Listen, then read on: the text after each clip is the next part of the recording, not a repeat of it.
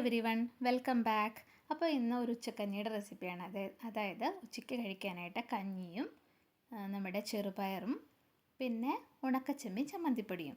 എങ്ങനെയുണ്ട്? അടിപൊളി കോമ്പിനേഷൻ അല്ലേ?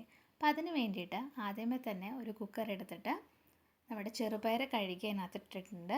പിന്നെ ആവശ്യത്തിന് വെള്ളം ഒഴിച്ചു കൊടുത്തു. പിന്നെ ഒരു ചെറിയൊരു കഷ്ണം സവാള, 3-4 വെളുത്തുള്ളി, പിന്നെ 2 പച്ചമുളക്, പിന്നെ ആവശ്യത്തിന് ഉപ്പും കുറച്ച് മഞ്ഞൾപ്പൊടിയും ആഡ് ചെയ്തിട്ട് കുക്കർ അടച്ചു വെച്ചിട്ട് ഒരു 5-6 വിസിലടുപ്പിച്ചായിരുന്നു. കാരണം ഞാൻ ചെറുപയർ നേരത്തെ വെള്ളത്തിലിട്ട് വെച്ചിട്ടുണ്ടായിരുന്നില്ല. അപ്പോൾ ഈ ഒരു ചെറുപയറിൻ്റെ റെസിപ്പി എന്ന് പറയുന്നത് നമ്മൾ പണ്ട് സ്കൂളിൽ പഠിക്കുന്ന സമയത്ത് നമുക്ക് സ്കൂളിൽ നിന്ന് കഞ്ഞിയും പയറും തരുമായിരുന്നില്ലേ, ആ ഒരു പയറിൻ്റെ റെസിപ്പിയാണിത്.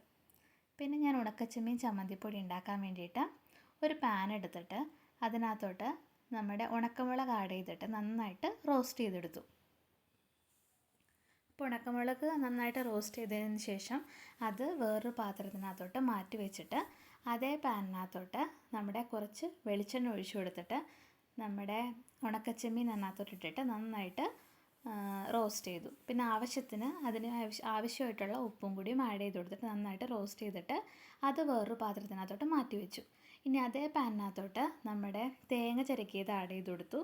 പിന്നെ ഒരു ചെറിയൊരു കഷ്ണം ഇഞ്ചിയും പിന്നെ 3-4 വെളുത്തുള്ളിയല്ല ചുവന്നുള്ളിയും പിന്നെ കറിവേപ്പിലയും പിന്നെ ഒരു ചെറിയൊരു കഷ്ണം നമ്മുടെ വാളംപുളി, അതായത് ടമറിൻ, അതും കൂടി ആഡ് ചെയ്തിട്ട് അത് നന്നായിട്ട് റോസ്റ്റ് ചെയ്തിട്ട് വേറൊരു പാത്രത്തിനകത്തോട്ട് മാറ്റി വെച്ചു. ഇനി ആദ്യമേ തന്നെ നമ്മുടെ ഉണക്കമുളക് മിക്സിയുടെ ജാറിലിട്ടിട്ടൊന്ന് ക്രഷ് ചെയ്തു.